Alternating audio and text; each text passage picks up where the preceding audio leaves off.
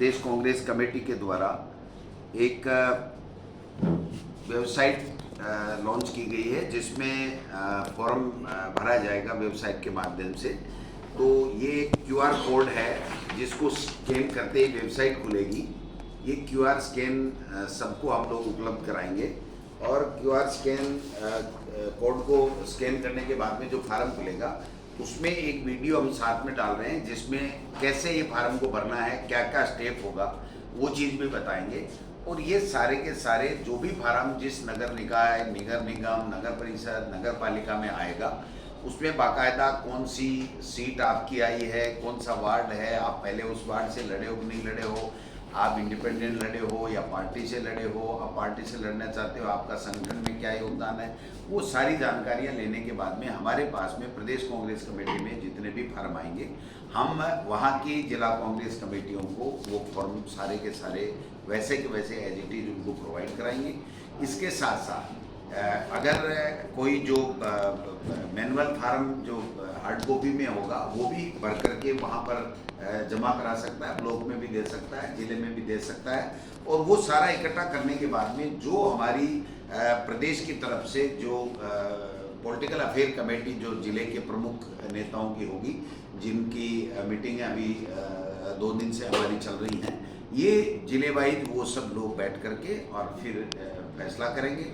जो मुख्यालय का होगा उसका उसी के हिसाब से, नगर निगम का होगा और प्रदेश कांग्रेस कमेटी के प्रभारी और सह प्रभारी वहाँ रहेंगे और सीनियर ऑब्जर्वर भी जहाँ कोई ज़रूरत होगी वहाँ पर लगाए जाएंगे। और इस प्रकार से और उसके बाद में जब फोरम की लास्ट डेट खत्म हो जाएगी उसके बाद में जिला कांग्रेस कमेटी तमाम जगह के ऊपर अपने ऑब्जर्वर, कोऑर्डिनेटर, प्रचार प्रसार के लिए अपनी टीम लगाएगी।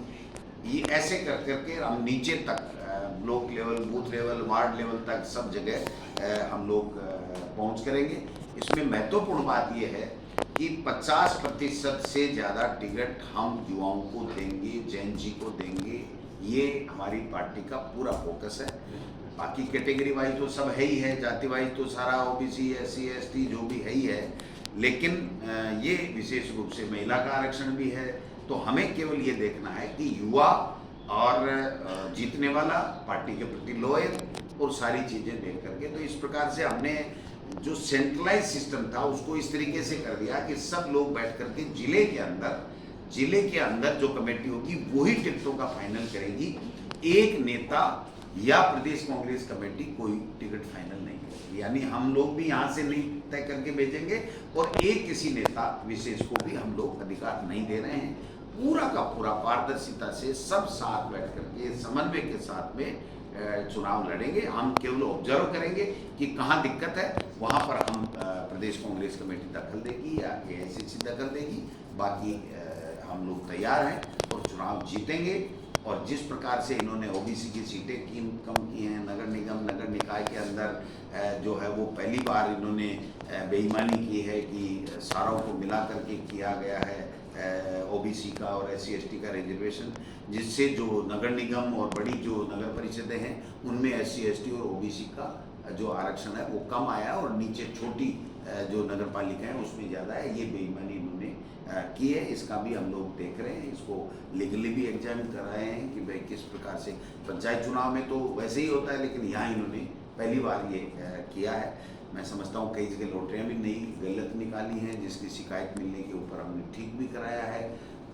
बाकी सब लोग करेंगे। और आज 2 दिन तक प्रभारी जी की मौजूदगी में जूली साहब ने, हमने, तमाम जिलाध्यक्ष, तमाम सीनियर लीडर सब ने बैठ करके कैसे हम जीते, कैसे संगठन और जो जनप्रतिनिधि है उनके समन्वय के साथ में प्रदेश को कांग्रेस कमेटी कोऑर्डिनेट करे और हमारे AICC के जो सचिव हैं वो भी कोऑर्डिनेट करेंगे और सब लोग हम चुनाव में जाएंगे और चुनाव जीतेंगे।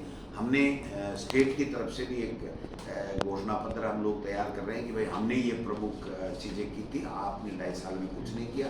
नगर पालिका और नगर परिषदों में भी हमने जिला कांग्रेस कमेटियों को अधिकृत किया है कि आप वहाँ की लोकल समस्याओं को लेकर के और अपना घोषणा पत्र भी बना सकते हैं।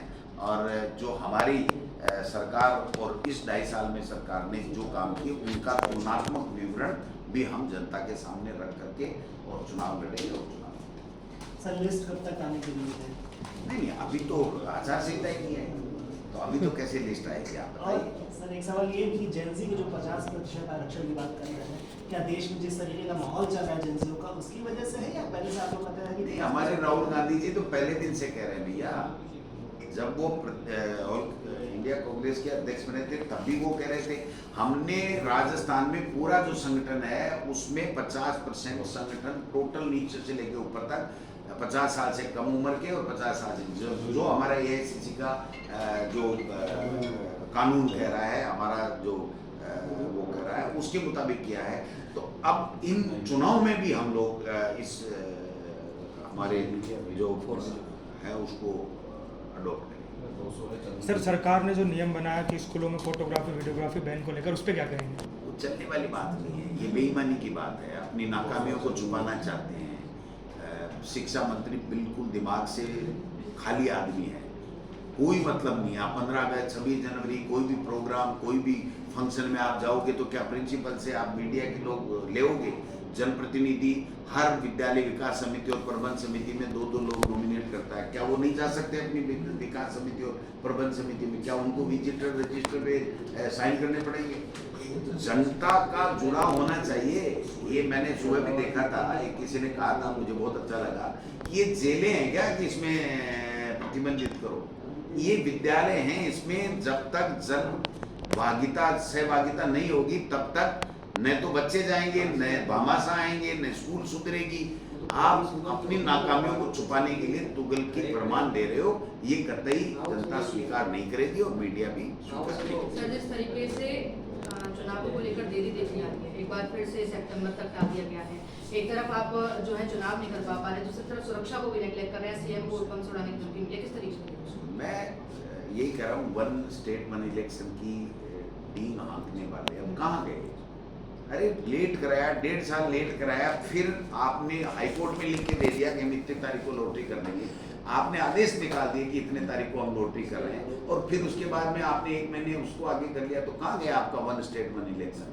इनके मंत्री जो है वो बड़बोले मंत्री बोलते रहते हैं, उनको यही पता नहीं हमें बोलना क्या करना क्या। हाई कोर्ट के आदेश से, अगर हाई कोर्ट के आदेश से इनको चुनाव कराने पड़ रहे हैं, हाई कोर्ट के आदेश से तबादला नीति बनानी पड़ रही है, हाई कोर्ट के आदेश से रेट के अंदर मेंबर नियुक्त हो रहे हैं, हाई कोर्ट के आदेश से सारे काम हो रहे हैं और या दिल्ली की पर्ची से हो रहे हैं, इनका खुद का विवेक तो कुछ काम में आ नहीं रहा है। आप समझ सकते हो, आज भी RPSC खाली है, आज भी माध्यमिक शिक्षा जो माध्यमिक शिक्षा विभाग है जो हमारा निदेशालय है उसमें डायरेक्टर का पद कार्यवाहक का चला रहा है। आज भी एलिमेंट्री का भी कार्यवाहक है, हमारा हायर एजुकेशन का कमिश्नर का पद भी कार्यवाहक है। तो आप पूरी शिक्षा को नेग्लेक्ट कर रहे हो। और अब देखिए, मैं एक बात और कहना चाहता हूँ, इन्होंने कल झारखंड के अंदर फैसला किया है 2014 से जो भी भर्तियां हुई हैं उसको निरस्त करके दोबारा जांच कराई जाए। इनको भी 2014 से लेकर के केंद्र की सरकार में जो भर्तियां हुई जिस पर आरोप लगे हैं और राजस्थान के अंदर 2014 से लेकर के अब तक भी जिन भर्तियों पे भी आरोप लगे हैं, उन सबकी इनको जांच करानी चाहिए ना, पहल करनी चाहिए। केवल दूसरों पे आरोप मत देना, कांग्रेस पे आरोप मत देना, कांग्रेस के नेताओं को झूठे आरोपित करना, ये कब तक चलेगा? जवाबदारी आपकी है ना, आप कीजिए ना।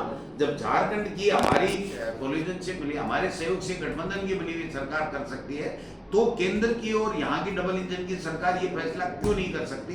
ये नौजवान बच्चे, बेरोजगार बच्चे पूछते हैं।